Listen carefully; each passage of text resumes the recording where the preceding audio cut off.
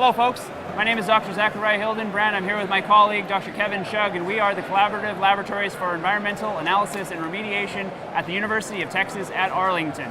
We're coming to you from the Responsible Shale Energy Extraction Conference, which is a very unique event bringing together scientists, concerned citizens, operators, regulators, and technology companies to have an honest series of conversations about environmental stewardship in shale energy. We'd really like to thank the support of the Cynthia and George Mitchell Foundation and Earth Day Texas for allowing us to put on this event. We believe that this content that we're going to be providing to those who haven't been able to attend is going to help answer and educate a lot of questions surrounding responsible shale energy extraction. So we hope you enjoy the content. So first off, where are all the students that I talked with earlier who were supposed to actually start yelling and screaming when I walked out? Because I told them, Kevin and Zach, that y'all were going to grade them based on their reception to my presentation. All right? Okay, I mean, they all like left, okay? I'm partly the entertainment between now and lunch, so I'm going to try to liven this up a little bit. But first off, let me thank Zach, thank you, Kevin, Danielle, I'm not sure where she is, and I'm not sure where Mary Lou is, but thank you all for including us. Thank you for putting this together. I know it's not an easy process of putting an event together, much less even having a secretary show up and suddenly kind of change your schedule. I'm going to go through a couple of things, and I'm going to not read to the slides. There'll be a few things that I'll point out to you along the way. All right, so how many folks are here from industry? All right, how many folks are here from academia? How many folks are here from the government? How many folks are here from the IRS? All right, where are the rest of you people from? Because I didn't see any hands go up. So some associations, Sierra Club, EDF, a couple others. Am I missing something? Landowners, okay. Anybody else? Cool. Anybody here from the media? Good, we can talk about them. All right, so let me go through this real quick. So Accelerate H2O, we're a statewide nonprofit that was formed 2009, 2010, kind of as a result of the drought. The secretary, when he was governor, contacted me and a couple others and said, there's got to be something else we can do about water other than just building a bunch of reservoirs and pipes. And so I had worked with Governor Perry and Governor Bush and Governor Mark White and others over the years on developing technology and economic strategies in the state.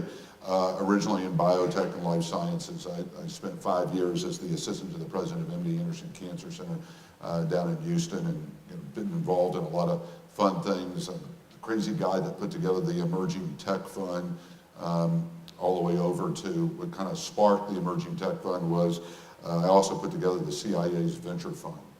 All right, so Zach, if you want to talk about high risk, okay? These are people who I still every once in a while look up, and I know that there's a CIA drone flying somewhere near me at any given time. Okay, this gets funnier along the way. Okay, I promise. I know I stand between you and breakfast. Or dinner, maybe breakfast if I go on a long time. So here's the story. Texas is a $9 billion water technology marketplace, but you would never know it. We're so big, so fragmented. We've got 23 universities doing water and water technology research. And frankly, we had heard a little bit about CLEAR, but weren't sure what it was. And now I feel bad, Zach, I think about this, that I kept on getting messages from CLEAR and thinking it was about my membership getting through the airport, and realized it was y'all's great work that y'all were doing. And I'm not joking, I actually had to realize that, all right? But there's 23 universities doing water and water technology. We have 6,900 water agencies and water utilities in the state of Texas. You know, everything from, you know, Dallas City Water to the municipal utility districts to irrigation districts, groundwater districts. That's one of the problems, is it's so fragmented. Then we have 5,000 plus medium to large scale corporate campuses. We go from everything like Dow and Valero on the Gulf Coast to what you all know not too far from here. Campbell Soup makes all of their tomato products for North America are made in Texas, in North Texas. Kimberly-Clark makes all of their Huggy diapers and their swim diapers, in North Texas. And the reason why, by the way, they're over in Paris and Lamar County is that there is a spring-fed reservoir of a steady supply of water, right? And then, as you also know, we've got these thousands of farms and ranches that used to do a lot of cattle and cotton, and now they're doing oil and gas, and most importantly, doing a lot of water, all right? So we've got this big, huge marketplace that what we realized was that for a moment in time, somebody needed to, kind of neutral third party, bring the best of ideas, thoughts, technologies, expertise, and capital together with the demand side. And the demand side, is residential, commercial, industrial, agriculture, and these utilities, all right? So that is kind of the basis of our founding. Our original founding chair was Ed Archuleta. Some of you may or may not know. Ed was the longtime president of the El Paso water system, which built out the largest desal facility, was the first one to do aquifer recharge, first place to do direct potable reuse, all right? How many people are also here from Dallas? All right? All right, so this is so inappropriate, I'm just gonna say this anyway, okay? Direct potable reuse. Do you all know what that is? Okay? I grew up in Houston. I've been living with the direct potable reuse from Dallas all my life. Okay, all right, keep on going. So the reality is that there are all of these experts like Ed Archuleta and a number of folks that came together, elected officials, previous elected officials, appointed officials, civic business leaders, technology folks, and that is the premise by which we've operated, all right? We're not a university, we're not an incubator, all right? We're not an association. There's a lot of things that we're not, but one thing we are is we are, in a sense, the connector and the facilitator, trying to bring all of these disparate assets and capabilities together in a much more efficient way in the state of Texas, based on what I'm going to share with you on some next steps, all right? Well, one of the things that we did, and I've done in every other area, both in Texas, nationally, and globally, we did this in the biotech life sciences way back. I go all the way back to Cimitech and MCC in Austin. We did a technology roadmap. You kind of find out what are all of the technologies, who's doing what work and where. You find out kind of what the challenges are. It's like your typical SWOT analysis, right? And first one we did was with the 23 universities.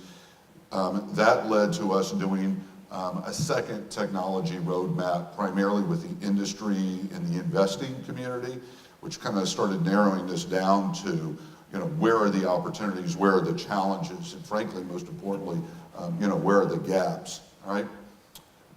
This, again, you can read faster than I'll ever talk, but out of that roadmap, we started identifying barriers and limitations to innovation, all right? And innovation is not just all high tech, by the way, all right?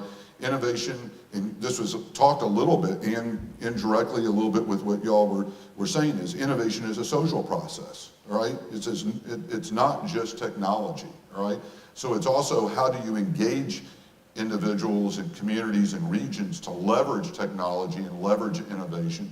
And sometimes the best innovation is actually a best practice using the tools of technology. But these are the things that we identified, okay? Now as I get a little bit closer to something that was raised, Scott earlier talked about regulation and policy, okay? Well, regulation and policy have a direct impact on technology and innovation. It can either spark technology and innovation, or it can diminish the use or the impact, all right? And that is one of the things that you'll hear me talk about in just a minute, all right? Now, so we did this technology roadmap, all right? And by the way, what we also have collected is there's 254 counties in the state of Texas. We have 16 regional water planning districts, so to speak. So we collected literally all the data of who's using what water, the employment base because of water, a whole set of, who knew that there's 1.4 million Texans employed directly and indirectly in the water and water technology sector. 1.4. And by the way, that is bigger than IT and biotech, okay? So there's a lot of folks that are directly and indirectly employed, and it's not just the guy down there at the wastewater division, okay? It's folks on ranches, it's irrigation districts, it's a whole range, right? Second thing that we did is we held the first annual, and now we're up to our third annual this coming June, Investor Forum. We brought together 100 Texans with 25 national and global speakers about water and water technology, because frankly, most people who talk about water and water technology from an investment perspective think of water rights and water ownership, all right? That's not what we're focused on, all right? So we're focused on how do investors look at where there's opportunities to invest in things that Zach and Kevin and others are working on that can be commercialized, all the way over to procurement decision makers. Procurement decision maker can be a plant manager, could be somebody running a water system. So that was the whole focus of, and has continued to be the focus of these investor forums. Now, one of the things that came out of the investor forum was no one will make a decision on a pilot scale project, meaning it starts maybe at a university lab or university type step. It may be a part of what was discussed earlier about taking something out in the field and kind of doing that pilot.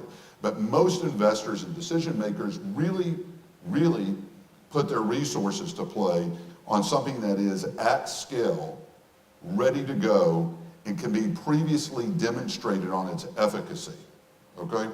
So, Invest H2O led to us looking at this whole value chain of how innovation and technology get out into the marketplace, okay? And let me describe something also very quickly. Technology and innovation aren't for just major Fortune 500 companies, all right? Somebody mentioned landowners. We've talked with ranchers and farmers. We've talked with the rural water systems. Look, ranchers and farmers have been innovating for hundreds of years, all right? They've had to make adjustments out in the field, all right? So innovation technology is not just a bunch of, high tech. It is, again, sometimes these technology tweaks and applications. So what we looked at was, okay, bottom line is, what's missing in the state of Texas, unlike what we found in other places, which I'll share in a second, is the ability to demonstrate innovation and technology at scale out in the private, out in the marketplace, whether it's on private property, public utilities, on hundreds of thousands, if not millions of gallons of water, in ways that ultimately decision makers, engineers, consulting engineers, environmental folks, can take a look at this and actually see how it plays out, okay? So we went around the world, we looked at, and one of the markets that two markets that everybody looks at is, why the hell is Israel this great water and water technology innovator, all right? Well, one of the reasons is partly necessity, when you're surrounded by that much salt water, all right? The second is that they actually went out into the desert, all right, along with their water system, along with their universities, along with a set of investors, and actually full scale demonstrated the ability to desalinate water more efficiently and effectively. Then we looked at Singapore and tried to figure out, oh, by the way, how much water, what's the percentage of water that's recycled or reused in Israel? Anybody? How much? Well, it's actually about 78%. The 22% that's there is because they're still looking at waste streams that they have to deal with, okay? How much water does Singapore recycle and reuse? They were at 28%, they're moving up to the 50% mark. Anybody want to guess how much water we recycle and reuse in the United States? How much? How much? That ain't anywhere close. How much? How much? 5. Yes, ma'am. And that's on a good day, all right? Sorry, Bill, but you get dessert, not lunch. But so we cycle and reuse only 5% of the water. And the best water you got is the water you already got, okay? So we looked at how others were doing this. And so what we have been working on over the past 2 years is establishing full-scale demonstration hubs, 5 minutes, full-scale demonstration hubs and sites all over the state of Texas, all right? And this was our initial pilot that we quietly put in place in the Eagle Ford over in Gonzales. Sorry, I'll get out of your way. I'm not sure which way to go. All right, this was done over in Gonzales on a saltwater discharge site, all right? Because what we were looking at based on a challenge given to us by our leadership, by my executive committee and advisory, was what can we do as an alternative to disposal? What can we do to recapture water, not just putting it back into the fracking or the production process, but could we find ways to clean up water at scale based on both technical and engineering capabilities, but most importantly on the economics, all right, of that water for agriculture or other reuse, all right? Hopefully these will get posted because these things get smaller to read and you can squint. But working with some of the universities, working with a lot of expertise around the state, what we have begun to put in place and talking with a number of the major E&Ps, all right, all across the state, especially in the Permian now, which is the largest active oil and gas exploration site in the world, all right? It is the largest exploration production site in the world based on its activities. And by the way, it is not gonna stop, all right? So what we were looking for was how do you actually look at technology innovation at scale on a demonstration site? We also looked at what was happening and what will continue to happen in the way of discharge wells and logistics, all right, and all the transportation. So frankly, one of the things that we found out was that when you go to talk with certain people in the field, they think that the cost of water is only based on a ticket for buying the water and a ticket for disposing the water, and you just average those two, all right? When in reality, the full cost of water is transportation, logistics, operations, compliance, even HR, all right? It's much more expensive. Managing water, using water, recycling, reclaiming water is much more expensive than frankly the E&Ps realized when the price of oil was at 100, all right? So we started looking at all these different data points. The last thing that we started taking a look at is it's typically not one technology, it's a value chain. And it's not just starting at disposal, it goes all the way over to the sourcing of water. There's a lot of technology, a lot of best practices that if you can integrate these in a much more efficient, effective, and frankly economical way, you will develop a set of new impacts. Some of it's financial, some of it is health, some of it is, there's integration here, all right? So we've scored 155 technologies that have been identified, some of which I hate to say, well, I don't hate to say, a third of the technologies that are out there in the marketplace fail and fail miserably, all right? That is a waste of time and resources. So one of the things that the consortium has been looking at is how do we actually look at a series of technologies almost like in a horse race, West Texas being the focus, because it is, most people think of West Texas as an arid desert, and frankly, there's more water in West Texas than you can imagine. One of the problems is it's brackish or it's aquifers, all right? And frankly, we have a way, as this says, a responsible way, but also an efficient and economic way to make this work. But we have to demonstrate it at scale. Last two quick slides, Kevin, and I promise I'll shut up, all right, is all water is frankly local. And we looked at this as a hyper-local market, 50 to 75 miles. When you start getting water and moving water beyond 75 miles, it becomes more and more expensive, okay? So we've looked at this from a market perspective, what happens within those markets, all right? And again, what we are working on, be interested in any of you folks who are with an EMP, with a technology company, an investor, some thoughts about this. But we will be moving before the year's over on launching this consortium and this full-scale demonstration hub out in the Permian Basin, first in the Delaware, then up in the Midland. These are folks that we've talked with, that we've engaged with, all right, along the way. Welcome your input, welcome your thoughts. Kevin, Zach, thank you all so much. We look forward to working with you all as we move this forward. Thank you.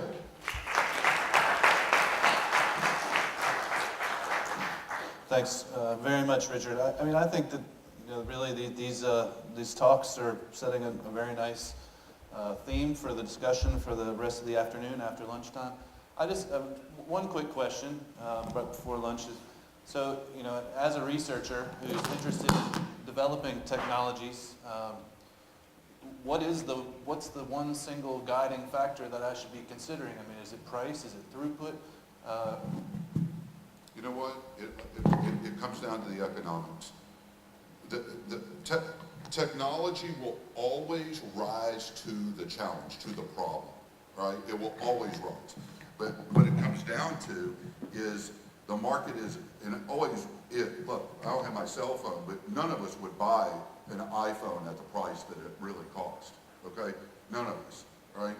It's a great technology, now we've all become hooked to it. So Kevin, what it really comes down to is, yes, it has a lot to do with the throughput. It has to do sometimes with the cost of the energy to do the throughput. It has a lot to do ultimately with what's the quality of the water. Everybody thought for a long time that the water had to be drinkable, which it doesn't, okay? So if you look at it, every one of these technical and engineering feats that you all are working on, they're doable, right? Now, what we got to do is make sure that they can withstand out into the real world, right? That after 4, 5, 6 months, they don't burn up. But what it comes down to is, as a result of me applying that technology, am I saving money or making money? What's it changing? Is it optimizing my operations? And is it creating water that a farmer or a rancher or a municipality would say that fits into our budget? Let's thank Richard one more time for a nice talk.